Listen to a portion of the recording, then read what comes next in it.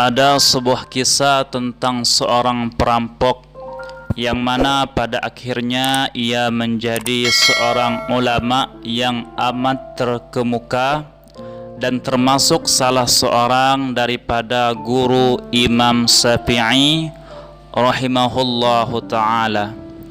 Ia bernama Abu Ali Al-Fudail bin Iyad At-Talaqqani.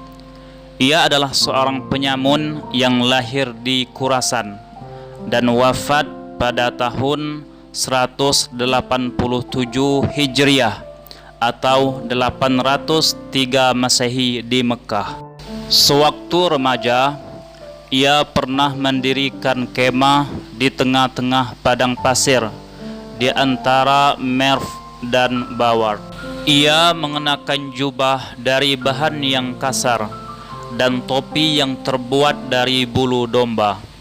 Di lehernya senantiasa tergantung sebuah tasbih. Ia mempunyai banyak teman dari kalangan para pencuri dan perampok. Siang dan malam mereka merampok dan membunuh kafilah yang melewati daerah kekuasaannya. Mereka mengambil sesuatu yang disukainya, kemudian membagikan hasil rampasan tersebut kepada sahabat-sahabatnya. Fudail juga dikenal sebagai seorang yang tanggap dan tak pernah absen ketika ada pertemuan-pertemuan. Ia adalah pemimpin di kelompoknya. Ia tak segan untuk mengeluarkan anggotanya yang tidak datang pada saat pertemuan. Suatu ketika, ia mendengar kabar bahwa akan ada kabilah yang besar yang akan melintasi daerah kekuasaannya. Kabilah ini memang sudah lama menjadi incaran Fudail dan sahabat-sahabatnya.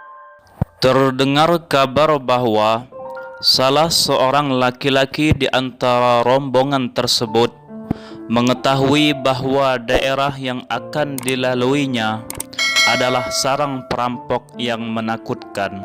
Laki-laki tersebut kemudian berinisiatif untuk menyembunyikan sekantong emas yang dimilikinya. Kantong emas itu akan kusembunyikan. Dengan demikian, jika para perampok itu membegal rombongan ini, setidaknya aku masih punya bekal sebagai modal untuk diandalkan, gumamnya dalam hati. Laki-laki itu lalu menyimpang dari rombongannya. Kemudian ia melihat sebuah kemah, dan di dekat kemah tersebut ada seorang dengan wajah dan pakaian yang tampak seperti seorang petapa. Lalu ia menitipkan sekantong emasnya kepada orang tersebut, yang ternyata orang itu adalah Fudail. "Taruhlah kantongmu itu di pojok kemahku," ujar Fudail. Lelaki itu lalu mengikuti apa yang diucapkan Fudail. Ia menaruh sekantong emas miliknya di pojok kemah milik Fudail. Saat ia kembali ke rombongannya, ternyata rombongan kabilahnya sudah dibegal oleh perampok yang merupakan sahabat dari Fudail. Harta mereka dirampas dan tangan mereka diikat. Lelaki itu kemudian melepaskan ikatan tali para sahabat seperjalanannya dan kemudian mengumpulkan harta yang masih tersisa. Lelaki tadi pun bergegas untuk kembali ke kemah Fudail untuk mengambil sekantong emas yang dititipkannya. Ia tercengang ketika melihat para perampok yang sedang membagi hasil rampokannya dari sahabat seperjalanannya dengan Fudail yang ia titipkan sekantong emas.